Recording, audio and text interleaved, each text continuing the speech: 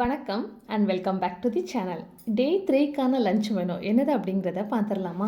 புதினா சாதமும் உருளைக்கிழங்கு வறுவலும் ரெடி பண்ணியிருக்கிறேன். எனக்கு பேபி பொட்டேட்டோ கிடச்சிது. ரொம்ப சிம்பிளாக ரெடி பண்ணக்கூடிய ஒரு லஞ்ச் மெனு. 25 மினிட்ஸில் லஞ்ச் முடிச்சிடலாம். ஸோ அந்தளவுக்கு சிம்பிளான லஞ்ச் மெனு தான் இது. எப்படி பண்ணலாம் அப்படிங்கிறத பார்த்துடலாம். இன்றைக்கி நான் மண் பாத்திரம் யூஸ் பண்ணி தான் சாதம் ரெடி பண்ணியிருக்கேன். நல்ல உதிரி உதிரியாக கொஞ்சம் தண்ணி இருந்தால் கூட அதை உறிஞ்சிரும். செம்ம டேஸ்ட்டாக இருந்ததுங்க. 2 டீஸ்பூன் அளவுக்கு தேங்காய் எண்ணெய், 2 பல்லாரியும் நீல வாக்கில் கட் பண்ணி அதோட போட்டுக்கிறோம். பல்லாரி கண்ணாடி பதம் வர்ற அளவுக்கு வதங்கட்டும். அதுக்குள்ளே நம்ம அரைக்க வேண்டியதுக்கு ஒரு கலவை இருக்குது, அதையும் அடைச்சி ரெடி பண்ணிட்டு வந்துடலாம். பேபி பொட்டேட்டோவை சைடில் வேக போட்டுடலாம். ஸோ மண் பாத்திரம் அப்படிங்கிறதுனால ஃபுல் ஃப்ளேம் வைக்காமல் கொஞ்சமாக கம்மியான ஃப்ளேமில் வச்சு வேக போட்டிருக்கிறேன். பேபி பொட்டேட்டோ சீக்கிரமாகவே வெந்துடும். ஒரு மிக்சி ஜாரில் காரத்துக்கு தகுந்த மாதிரி மிளகாய் எடுத்துக்கோங்க. இஞ்சி, பூண்டு, ஒரு கைப்பிடி அளவுக்கு புதினா. நான் 220 கிராம் அளவுக்கு ரைஸ் எடுத்துருக்கிறேன். ஸோ அதுக்கு தகுந்த மாதிரியானது தான் நான் நீங்கள் அதிகமாக பண்ணணுன்னா இதுக்கு தகுந்த மாதிரி டபுளாக மிக்ஸ் பண்ணிக்கோங்க. ஒரு டீஸ்பூன் அளவுக்கு உப்பு, ஒரு டீஸ்பூன் அளவுக்கு கரம் மசாலா தூள், இது எல்லாத்தையுமே நம்ம அரைச்சி பேஸ்ட்டாட்டு எடுத்துகிட்டு வந்துடலாம். தண்ணி விட்டு கூட வேணும்னா அரைச்சி பேஸ்ட்டாக எடுத்துக்கோங்க. 2 தக்காளி பழம், ஒரு 15 முந்திரி பருப்பு, இது கூடயே அரைச்சி வச்சுருந்த பேஸ்ட்டையும் நம்ம சேர்த்துக்கலாம். மஞ்சள் பொடி நான் எதுலேயுமே யூஸ் பண்ணல. எதுக்காக அப்படின்னா நல்ல க்ரீனோட ஃப்ளேவர் கிடைக்கணும் அப்படிங்கிறதுனால நான் யூஸ் பண்ணல. நீங்கள் வேணும்னா ஒரு 1/4 டீஸ்பூன் அளவுக்கு மஞ்சள் பொடியும் இதோட சேர்த்துக்கோங்க. நல்லா எண்ணெய் பிரிஞ்சு வந்ததுக்கு பிறகு 20 நிமிஷம் ஊற வச்சுருந்த அரிசியை இதோட சேர்த்துக்க போகிறேன். 1 கப் அளவுக்கு அரிசி எடுத்தீங்க அப்படின்னா, மண் பாத்திரம்னா 1.5 கப் அளவுக்கு தண்ணி வைங்க. நீங்கள் குக்கரில் வைக்க போகிறீங்க அப்படின்னா 1/4 அளவுக்கு தண்ணி வச்சா போதும். ஏன்னா ஆல்ரெடி நம்ம மிக்ஸி ஜாரை கழுவி அந்த தண்ணியை சேர்த்துருக்குறோம். அரைச்சதும் தண்ணியாக தான் இருக்கும். ஸோ அந்த கிழமையும் இருக்கிறதுனால 1/4 கப் அளவுக்கு தண்ணி வச்சிங்க அப்படின்னா கரெக்டாக வரும். இப்போ இதுக்கு தேவையான அளவு தண்ணி விட்டு மூடி போட்டு வேக விட்டுருங்க. இடையில ஒரு டைம் மட்டும் எடுத்து அதை கிளறி விட்டுடலாம். குக்கரில் வைக்க போகிறீங்க அப்படின்னா 2 விசில் வச்சா கரெக்டாக இருக்கும். அதுக்கு மேலே போகாமல் பார்த்துக்கோங்க, ஏன்னா சாதம் குழஞ்சு போயிடும்.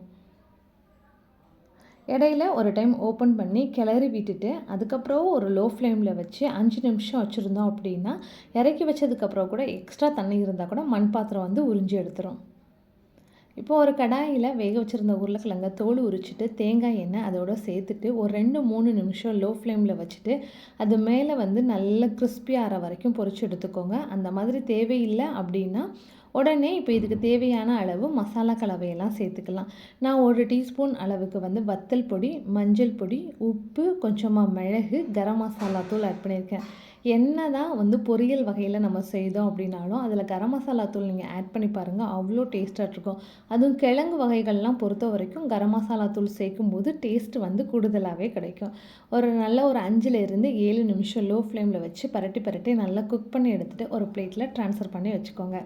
இப்போ அதே பாத்திரம் பாருங்கள் எந்த அளவுக்கு உதிரி உதிரியாக சாதம் இருக்குது அப்படிங்கிறது உங்களுக்கு தெரியும். அவ்வளோ டேஸ்ட்டாக இருந்தது.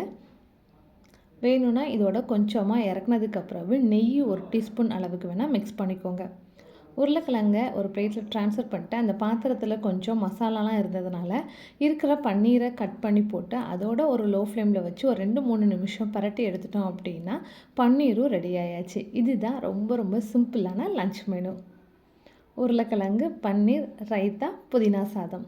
பையனுக்கு பர்த்டே.